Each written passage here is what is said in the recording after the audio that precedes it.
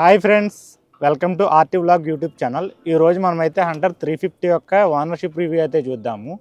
నేను ఈ బైక్ తీసుకుని దగ్గర 4 months అయితే అవుతుంది.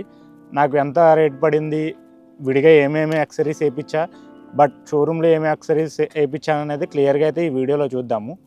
చూస్తున్నారు కదా ఫ్రెండ్స్, ఇదే నా హంటర్ 350 డాపర్ గ్రే కలర్. నేనైతే ఏలూరు హనుమాన్ జంక్షన్లో పర్చేస్ చేశాను. నాకు విత్ యాక్సరీస్ కలిపి 2,22,000 ఆన్ రోడ్ ప్రైస్ అయితే పడింది. షోరూంలో ఏమేమి యాక్సరీస్ వేయించాను అనేది ఈ వీడియోలో క్లియర్గా మాట్లాడతా. షోరూంలో నాకు విండ్షీల్డ్ ఒకటి వేయించా, అండ్ ఇంజిన్ సేఫ్టీ గార్డ్ ఒకటి వేయించా, అండ్ సమ్ కార్డు కూడా ఒకటి వేయించా. అండ్ ఈ మూడిట్లతో పాటు ఎక్స్ట్రా యాక్సరీస్ కింద మన బ్యాక్ రెస్ట్ కూడా వేయించాను. ఈ 4 నేను షోరూంలో అయితే యాక్సరీస్ విడిగా వేయించినవి. ఇవి కాకుండా ఆన్లైన్లో పర్చేస్ చేసి కొన్ని యాక్సరీస్ అయితే వేయించాను. అవి ఏవేవి వేయించా, ఎంత పడింది అనేది కూడా ఇప్పుడు ఈ వీడియోలో అయితే చూద్దాం ఫ్రెండ్స్.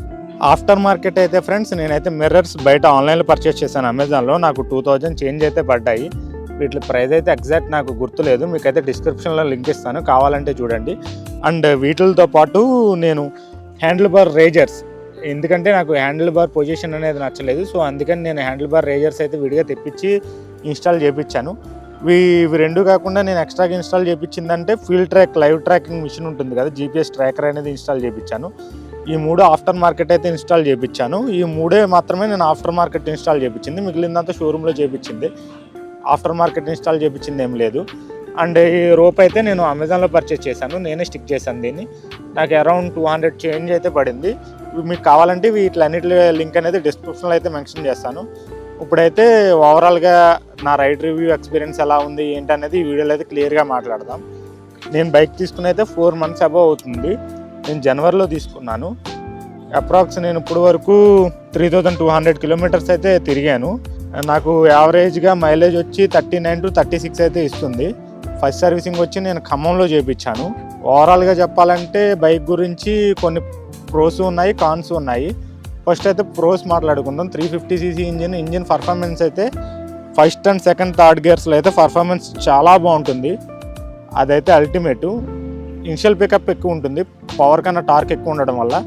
నేను పవర్ గురించి, టార్క్ గురించి అండ్ మిగిలిన స్పెసిఫికేషన్స్ గురించి అయితే మాట్లాడలేదు. ఓన్లీ 3 months డ్రైవ్ చేసిన తర్వాత నా ఎక్స్పీరియన్స్, నాకు ఏమేమి ఇబ్బంది అనిపించింది, ఏమేమి లాస్ అనిపించింది మాత్రమే చెప్తున్నాను.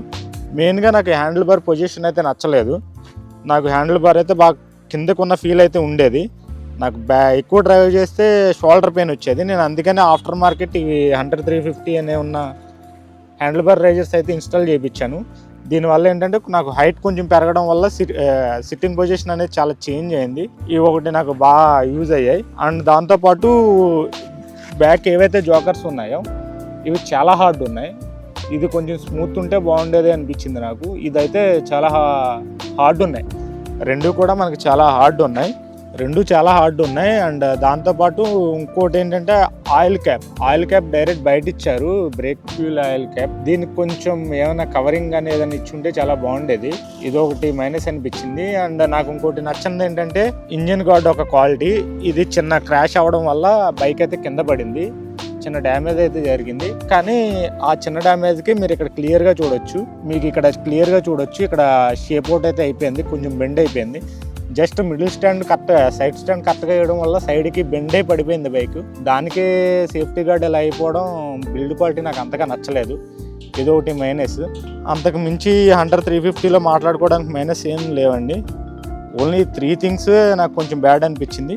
మిగిలిందంతా అయితే ఓకే. బ్రేకింగ్ అయితే అల్టిమేట్ బ్రేకింగ్ విషయంలో నో డౌట్ చాలా బాగా బ్రేకింగ్స్ అయితే ఉన్నాయి. డ్యూయల్ ఛానల్ ABS రావడం వల్ల అదొక ప్లస్ పాయింట్ అని చెప్పొచ్చు.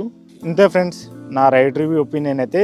మీరు పర్చేస్ చేయాలి అనుకుంటే నో డౌట్ క్లియర్గా పర్చేస్ చేయవచ్చు, ఎటువంటి డౌట్ లేకుండా.